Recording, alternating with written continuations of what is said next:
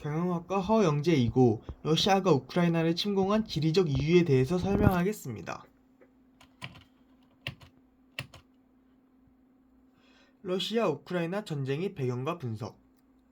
러시아의 안보 전략은 과거부터 지금까지 수도 모스크바를 보호하기 위한 완충지대를 확보하는 것이었습니다. 왜냐하면 모스크바 주변은 온통 평해지대라 자연 장벽이 없기 때문에 적 침입 시 빠르게 밀려나가기 때문입니다. 서쪽에 있는 유럽 대평원을 통해서 프랑스, 독일과 같은 서구 열강들은 과거부터 침입하기 수월하였습니다. 소련 시절 러시아 완충지대를 두기 위해서 북으로는 북극해, 남으로는 카카스 산맥, 동으로는 시베리아, 그리고 가장 중요한 서쪽으로는 카르파티아 산맥까지 완충지대를 두었습니다. 이러한 넓은 영토는 적이 모스크바까지 오는 시간을 벌어주었고 긴 보급로로 인해 적이 진격을 늦추는 효과도 가져왔습니다.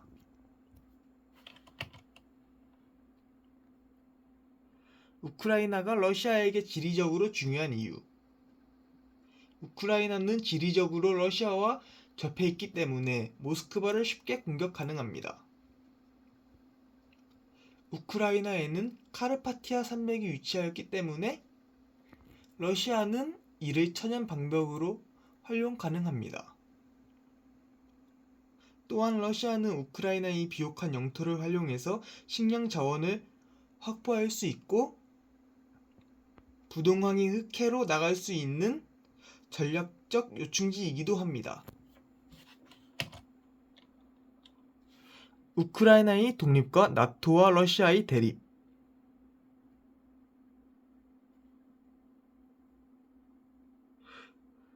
(1991년도) 소련이 붕괴로 완충 국가였던 우크라이나가 독립하였습니다. 그 후 나토의 동진과 러시아의 서진이 진행되었습니다. 나토의 동진은 소련 붕괴 후 나토 세력은 우크라이나 바로 앞까지 동진하였고, 러시아의 서진은 2000년대 푸틴이 등장하고 신유라시아주의를 주장하면서 과거 소련 영토에 더 영향을 행사하기 위해서 서진하다가 최종적으로 우크라이나라는 나라를 두고 대립하게 되었고, 러시아에게 있어 우크라이나는 나토로부터 마지막 남은 완충지가 되었습니다.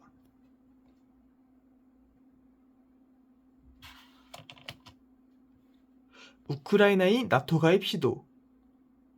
2004년 우크라이나가 나토 가입 의사를 밝혔습니다. 우크라이나가 나토 가입 시 나토와 러시아는 직접적으로 국경을 맞게 되는 상태가 발생합니다. 이렇게 되면 모스크바를 지킬 완충지가 사라집니다. 하지만 이 당시 푸틴은 러시아 내부의 경제적 정치적 문제 해결이 우선이었습니다. 그렇기 때문에 즉각적으로 우크라이나를 침공하진 못하였습니다. 물론 러시아는 계속 우크라이나를 벼르고 있었습니다. 러시아의 크림반도 병합. 2013년 우크라이나에는 유로마이단 혁명으로 친러시아 세력이 물러나고 친서방 세력이 정권을 잡게 되었습니다. 이들은 반러시아 정책을 실시하였습니다.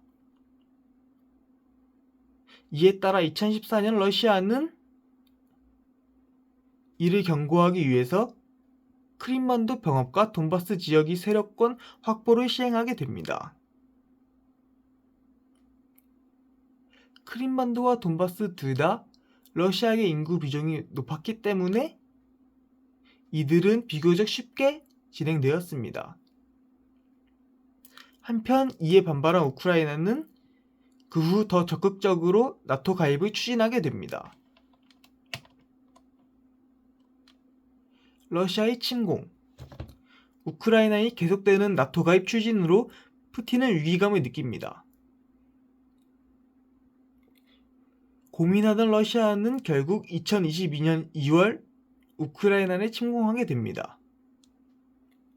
러시아의 목표는 우크라이나를 완전 정복하는 것이 아닌 우크라이나의 친러 정부를 수립하는 것입니다. 존 미어쉐이머에 따르면 푸틴이 전쟁 결정은 소련이 영향력을 재현하려는 것이 아닌 자국이 안보를 지키려는 합리적인 선택이라고 합니다. 즉, 이에 따르면 러시아의 전쟁 결정은 우크라이나라는 나라를 완충지대를 확보하기 위한 전쟁이라고 볼 수 있는 것입니다. 러시아의 침공 근거. 유럽이 코로나로 인한 초인플레이션. 러시아는 유럽이 초인플레이션으로 인해서 우크라이나 전쟁에 직접적으로 지원하기 어려울 것이라고 판단했습니다. 두 번째로 러시아의 지난 몇 년간의 군사 개입 성공입니다. 러시아는 지난 몇 년 동안 체첸 전쟁, 남오세티아 전쟁과 같은 여러 전쟁에서 승리하였습니다. 그렇기에 이를 기반으로 우크라이나 전쟁도 쉽게 승리할 것이라는 자신감이 있었습니다. 세 번째, 최전성기에서 내려온 미국. 미국은 서브프라임 모기지 사태 이후 비교적 최전성기에서 내려왔다는 평가를 받습니다. 또한 아프가니스탄 철수 등은 미국이 군사적으로도 내려왔다는 평가를 남겼습니다. 러시아 우크라이나 전쟁 전개. 초기에는 러시아가 쉽게 우크라이나 침공을 성공할 것으로 여겨졌으나 우크라이나의 선전으로 전쟁이 장기화되었습니다. 이는 푸틴이 말에서도 잘 나타나는데 푸틴은 키이우 포위시 48시간 안에 젤렌스키 대통령이 도주를 예상했다고 말하였습니다. 그러나 전쟁은 장기화되었고 장기화로 인해서 러시아는 많은 사상자, 대규모 이주자, 물가 불안이 발생하였습니다. 물론 우크라이나도 이는 마찬가지입니다. 예상외로 전쟁이 장기화되면서 러시아와 우크라이나는 현재 교착 상태에 빠지게 되었습니다. 따라서 러시아는 러시아와 우크라이나 협상을 통해서 전쟁을 중단하려고 했지만 실패하였습니다. 현재 러시아는 여러 경제 체제를 받고 세계적 왕따 포지션을 갖게 되었습니다. 현재 전쟁은 상황이 한계에 봉착하였습니다. 따라서 협상을 하려 하는데 젤렌스키 대통령이 계속되는 항전으로 인해서 협상은 잘 진행되고 있지 않습니다. 러시아 우크라이나 전쟁 전망. 대부분의 학자들은 2024년 초쯤 타협을 통한 휴전 또는 종전 시나리오를 예상합니다. 그 이유는 여러 가지가 있는데 대표적인 것들을 살펴보자면 우선 대선이 중요한 역할을 합니다. 2024년 3월 러시아 대선이 있고 2024년에 미정되었긴 했지만 예정대로라면 우크라이나 대선이 있고 2024년 11월에는 미국 대선이 있습니다. 이러한 대선들은 러시아 우크라이나 전쟁이 전망에 있어서 타협을 통한 휴전과 종전을 예상시키는 근거가 됩니다. 두 번째로는 독일, 프랑스, 영국과 같은 유럽 국가들은 더 이상 전쟁을 지속할 여력이 없다는 것입니다.